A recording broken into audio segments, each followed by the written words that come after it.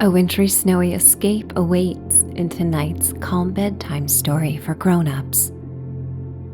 You're listening to A Snowy Victorian Night, a relaxing sleep story enlivened by Dickensian magic. Travel through time to a London theatre that serves as a portal to the Victorian era. As if guided by the spirit of Dickens, you explore the cobblestone streets of the West End and stroll along the Thames River. You arrive at a snow-dusted rose garden where children frolic and build a snowman. You retire in a cozy townhouse as sparkling snowflakes fall in the glow of gaslit lamps. Greeted by a beloved dog, you come in from the cold and snuggle together behind the plush curtains of a canopy bed. So find a place to get cozy and ready for sleep. It's time to dream away. I would like to welcome you to Michelle's Sanctuary. I am Michelle, and as you tune in, imagine my voice is that of an ally and trusted friend. You are here to customize this experience in a way that best suits you. You may let go of my voice at any point and drift to sleep if you desire. In the sacred time before sleep, I encourage you to select thoughts and harvest feelings that make you feel good and serene. When you immerse yourself in a story, you reconnect with your creative powers to transform your experiences and open yourself to pleasant and soothing feelings. You may skip ahead to the story if you prefer, or enjoy a brief breathing meditation to set the tone for this journey. Those who engross themselves in fiction are more able to experience empathy. Charles Dickens once wrote, "No one is useless in this world who lightens the burdens of another." But first, it is time to lighten the burdens you carry and release any lingering thoughts or concerns you may have at the end of the day. Sigh and feel your belly and chest collapse in surrender. Take in a deep breath, inhaling until your belly rises and your chest expands. When you cannot sip in another bit of soothing night air, open your mouth into a delicious yawn and sigh. Release all your concerns with this breath.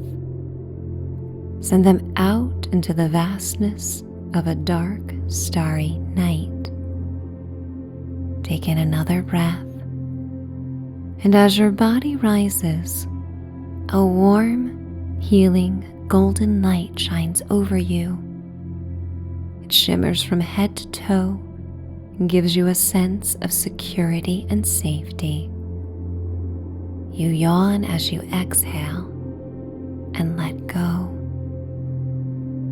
Each yawn signals to your body that you are ready to stand down and sleep.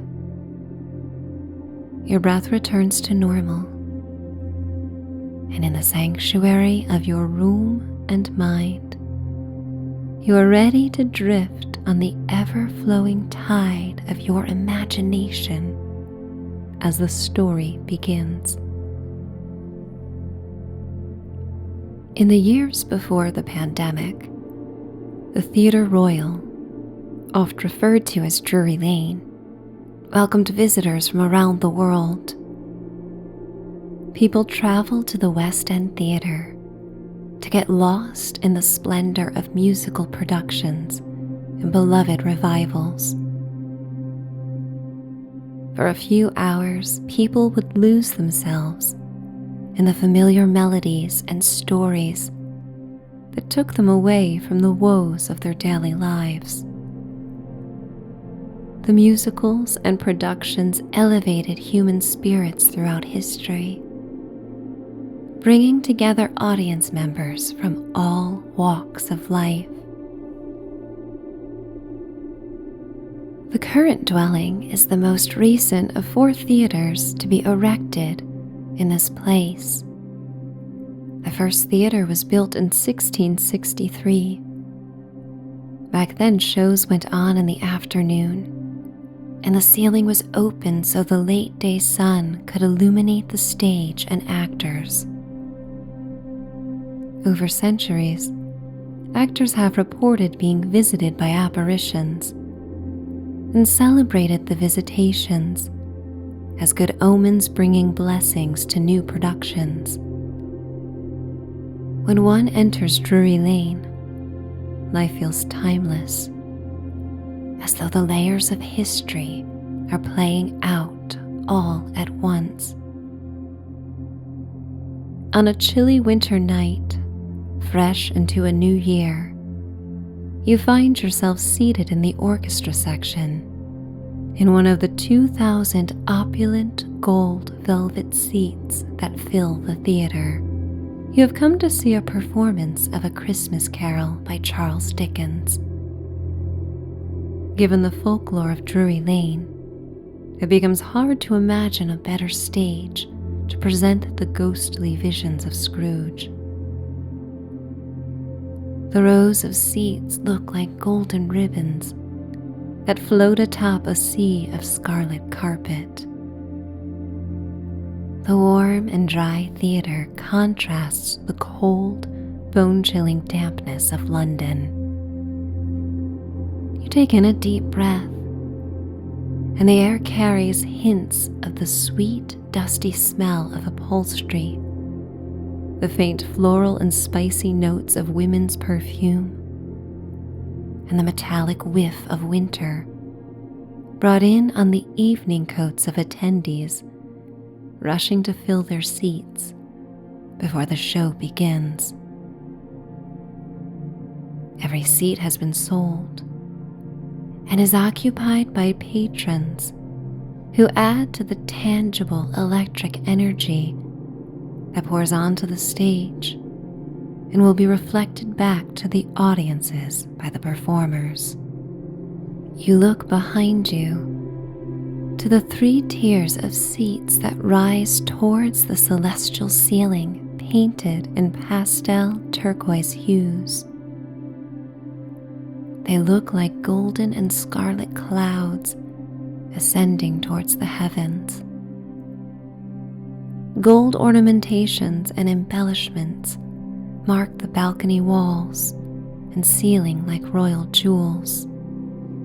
You look at the box seats on the sides of the theater that have welcomed leaders and visionaries through centuries of change. The house lights dim, and the chatty sounds of an eager audience become hushed to near silence as the show begins. And as you vicariously live through the lens of Scrooge and Tiny Tim, you ride the waves of emotion on a journey through the life of a broken man. You find yourself awakened to moments in your life that challenged your sense of self and hope in the world. You ride the waves of emotion that follow. You are under the influence of Dickens' words and the actors' performances, as if you are a marionette maneuvered by the graceful hands of a puppeteer. Throughout the play, you find yourself fantasizing about life in Victorian London. While there is a sense of dreariness and struggle, the uplifting messages of perseverance and the authentic spirit of the times brings you deep into the universal human experience, causes you to question the purpose of life such purpose becomes clear in a simpler time, free of modern demands, to-do lists, and electronic distractions. Tiny Tim utters, "God bless us, every one," beneath shimmering gold spotlights, and then the lush velvet curtains are drawn. The audience erupts in applause, and the cast takes their curtain call to receive a standing ovation. You clap along with the festive audience and feel your hands tingle and become warm from this moment of extended praise. The house lights come up. You watch as the audience files out slowly and pours out onto Drury Lane. You stay behind. Your intuition urges you to linger with a soft nudge at your solar plexus. You hear a faint voice within that causes the tiny hairs to stand on your neck and arms, urging you to wait a moment. The house lights dim once the theater is empty, and the ushers pay no mind to your presence as they leave the theater as well.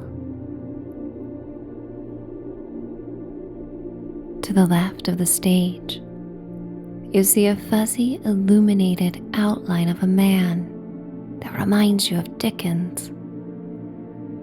You wonder if it is a trick of the stage lights, and at the same time imagine, if it were possible, Dickens would want to appear. For decades after its publication, he would read his famous tale in old theaters and at famous landmarks in London. You walk stage right towards the wings, now doubting if you saw anything at all. Your intuition guides you to a separate exit near the side of the stage. In the shadows of the wing, you feel something is about to happen. Prescience is a gift you may have experienced before, and feeling it again awakens in you the ability to trust yourself. Perhaps the skill was buried long ago in an earlier version of you, but here it comes back as a reminder, like the visits Scrooge experienced in A Christmas Carol. You walk towards the hidden exit door, led by the golden floor lights that rise above the crimson carpet like sparkling buoys. You feel light, carefree, and inspired. You press your palm against the heavy door and enter a portal through time. The nippy air rushes through the opening and hits your face with a spiraling cloud of snow flurries. While surprising, it also feels good to inhale the crisp, fresh air and feel the wet flakes melt on your flushed cheeks. Just as the theater was a welcome respite from the cold, the wintry night is now a welcome setting for adventure and freedom. The moment your boots step onto the cobblestone sidewalk, you recognize you are walking into the Victorian era.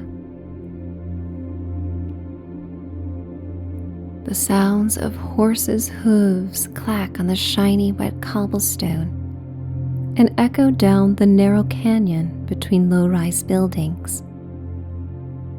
You are outfitted in a dark evening coat that cinches at the waist and falls beneath your knees. You stand with perfect posture, made easier and even encouraged by the tailored warm attire that pays attention to every curve in your body. You feel virile and strong.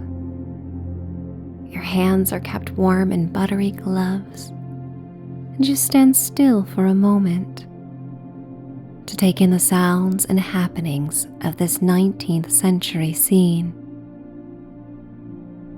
It is the absence of the hum of modern technology, of air conditioners and planes, of car engines and electronic devices that you notice first. You realize you have gotten so used to the noise of your daily life that it is only recognizable once it has disappeared. An older couple walks by. Their arms are lovingly locked together, and their cheeks are the rosy hues of red delicious apples. Their attire is sophisticated. While the people of this era did not own overflowing wardrobes, the few articles they own are well tailored and show an effort to be presentable at all times. Men wear top hats and dark-hued wool Iverness coats, while women dress in corseted dresses and jewel-toned velvet capes embellished with beads and silk. The night is full of celebration as people come out to enjoy the pristine snow that falls and gives a welcome change from dreary winter rain. The snowflakes are the size of small coins and fall slowly, as if encouraging you to slow down and notice their intricate designs. Not one is the same. You walk for the pleasure of discovery and turn towards the Thames River. A breeze comes off the water, and you walk beneath the barren trees, their delicate branches dusted in white snow. Gaslights illuminate the path. The enclosed flames offer a sense of warmth and hope. Each night the lamplighters feed the flames, and their careful tending keeps the city of London illuminated on the darkest of winter nights. It is no wonder these lightkeepers inspired romantic songs and stories long after their skills were no longer required. But in the Victorian era, these jobs are necessary and appreciated. The honeyed light reflects on the dark, silky water that winds through the city and beneath the London Bridge. Snowflakes fall and melt upon landing, becoming one with the Thames. You walk until you see the outline of Big Ben, admiring the recently restored clock that suffered from a fire and was redesigned. And while much will change through time, the Victorian mechanism to create each tick and tock and dance through time will remain the same until modern days. Even in the darkness of night, the facade appears gilded and shimmers beneath the falling snow. The clock strikes 10, and the bells cry out through the north end of the palace and reverberate over the river. A silver mist hovers over the riverbank and slithers through a narrow lane. Again, the tug in your abdomen delivers an urge to follow the mist. You walk on the lane, the muddied road now covered with glistening white snow. Victorian London becomes pure beneath the sparkly, white, fluffy flakes that now pile high. The air smells of wood smoke, and purple-black plumes waft out of the chimney stacks. The clomping of horses' hooves carry on into the night and mix with the jubilant laughter and conversation of passers-by. You walk by a pub, and the smells of pipes and spilled ales carry out onto the lane, contrasting the clean, metallic smell of fresh snow. You approach a public garden, surrounded by a black wrought iron gate. A blanket of snow covers the ebony rails and melts into tiny icicles that hang down the pointed embellishments of the rail. You cannot help yourself as you brush off the snow and snap a small icicle to inspect closely. Suddenly, you feel a soft pat of snow that hits the perfect target between your shoulder blades. A small child erupts in infectious giggles as they cry out. A young couple sits on a bench, watching the group of small children hurling snowballs across the garden. Snow covers the twisting branches of sleeping rose bushes that will awaken and bloom when spring returns. You gather a handful of snow from the path and pat it into a ball. You place it in the heart of your palm and continue to smooth it, imploring the mischievous tyke who got you to come out for what is due. The child runs out from behind the snow-dusted rosebush and calls out in a playful voice, daring you to throw the snowball. You launch it with precision, and it sails on the winds of fun, free of ill intention, until it is received by the child. They stumble into a snowdrift, and their giggles pierce the bitter air. This moment spurs a sense of naughtiness that contrasts the prim and proper Victorian era ways, in a similar way that Dickens was able to awaken the world with his words about the various levels of society at the time. The children continue to run about the garden and focus their attention on building a snowman beneath a gas lamp. You offer to help them and gather holly berries for the smile and 2 pieces of abandoned coal that serendipitously fell off a horse cart onto the road. Once complete, the children run off to their flats, as most of them must rise before the sun to report to their jobs to help their families. Despite the times, the children still know how to find fun and celebrate what is fleeting. You appreciate the reminder they have gifted you during this spontaneous gathering. You leave the garden and are soon the sole wanderer on the street. You look into the windows of the city, surrounded by life, as one by one the candles are blown out, as the dwellers go to sleep and dream.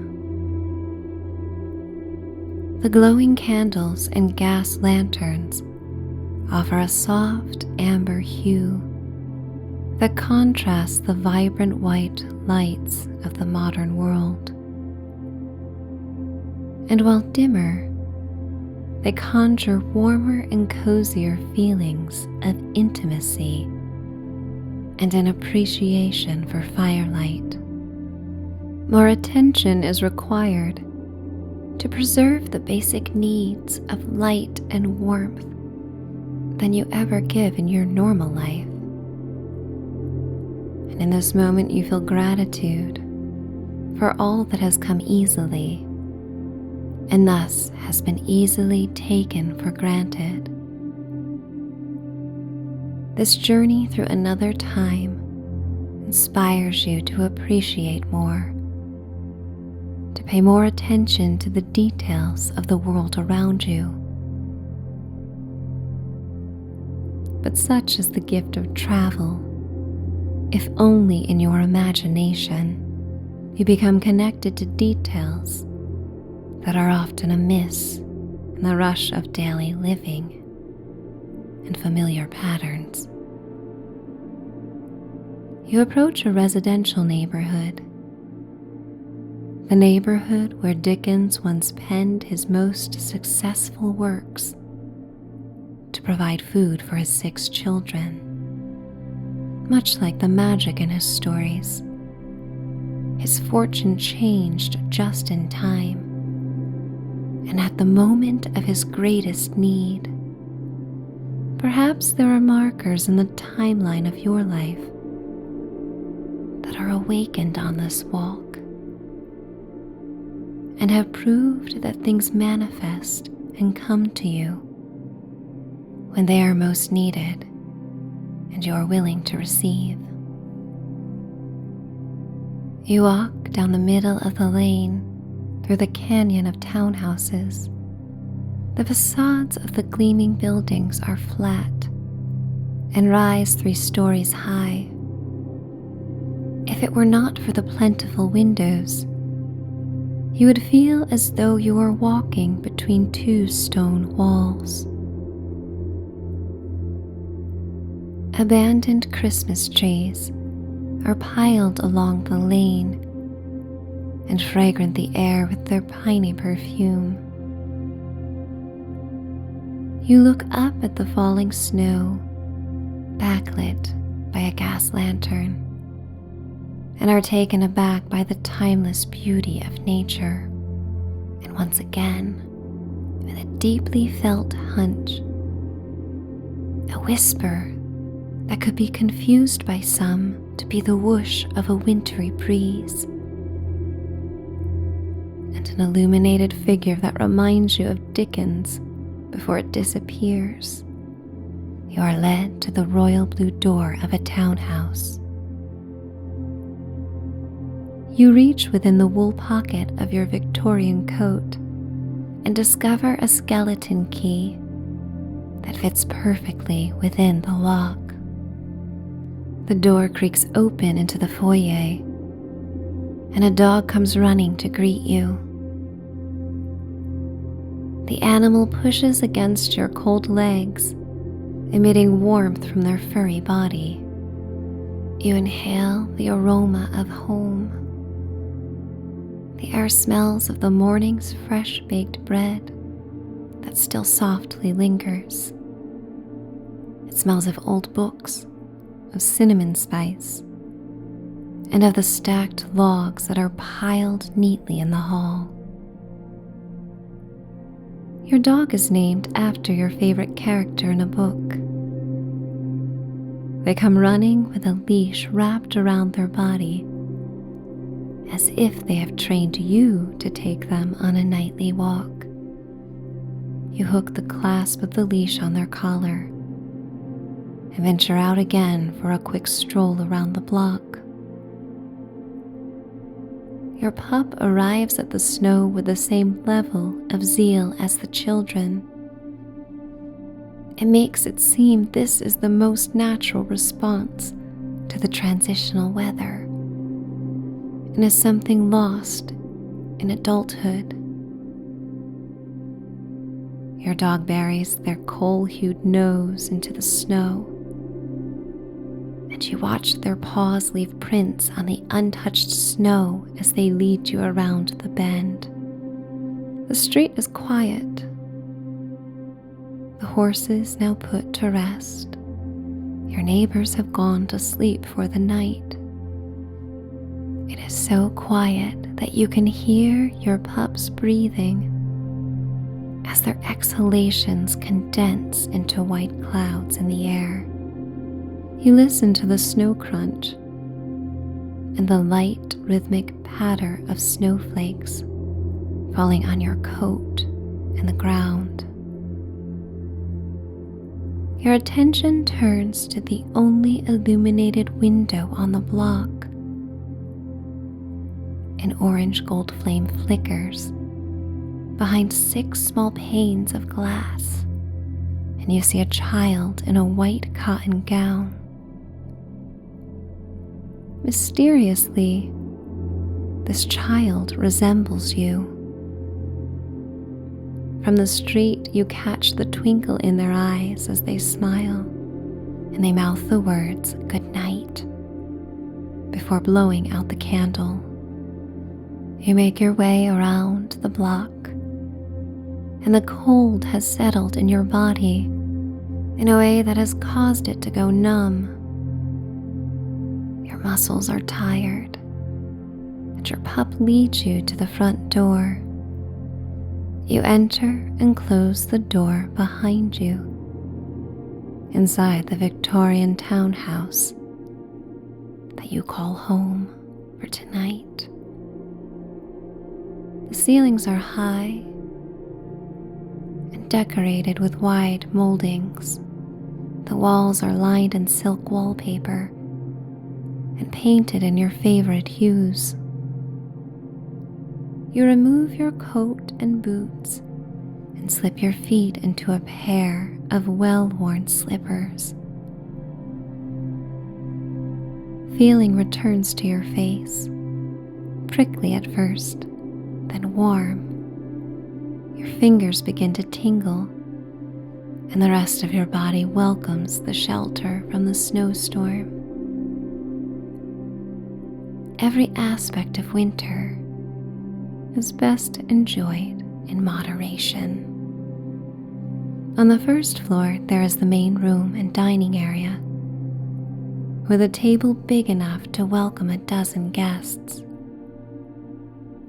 Bookshelves line the walls, and wherever there is space, a candelabra or tapered candlestick may be found. You imagine how lovely it would be to spend a winter among all these books, nestled by the fire as the snow falls outside.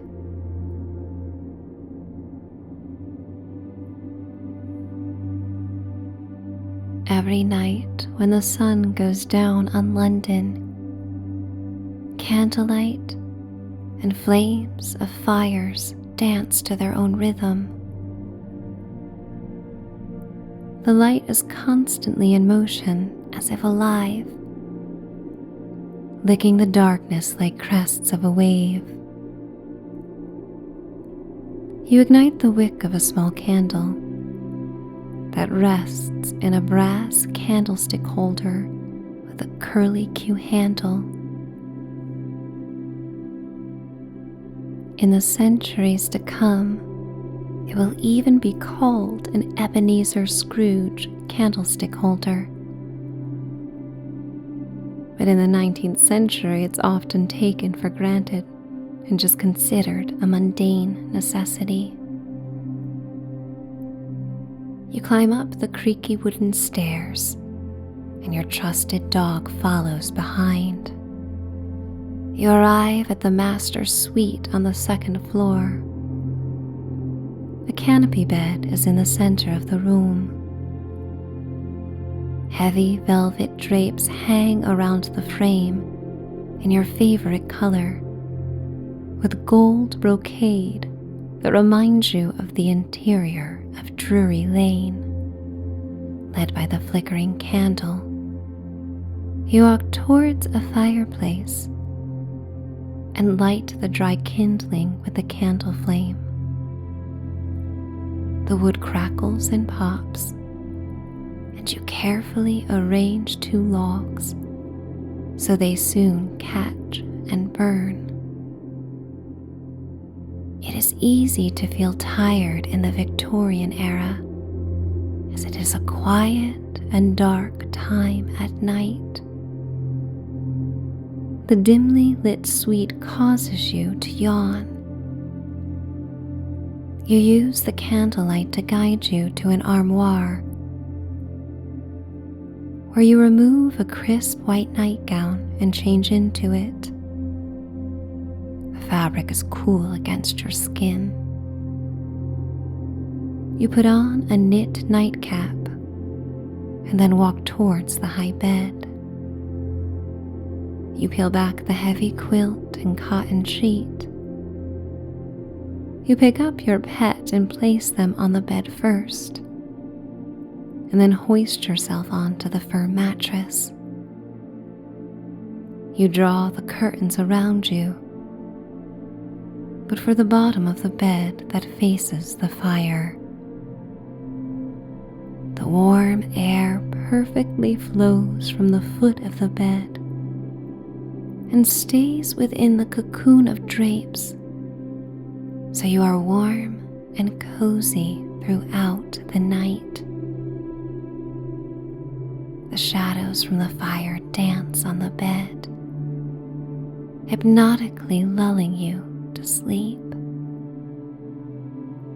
Your pet molds their body into the nooks and crannies of yours, and you both surrender to the comforts offered in this moment.